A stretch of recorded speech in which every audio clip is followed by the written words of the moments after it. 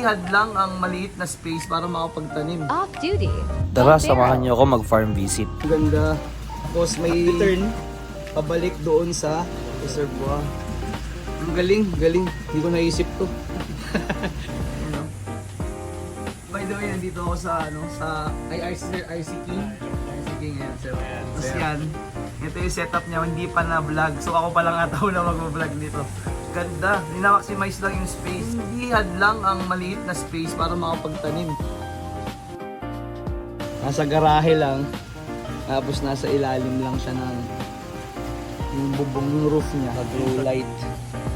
Diretso lang. Ayun, nagkaroon ako ng idea. Wait lang. So yun, pauwi na tayo. Tapos na ang ating greenhouse visit kay RC King Makapagal. Yun, may binigay pa siyang babaon na tinapay kasi alam niyang babiyahe tayo ng malayo.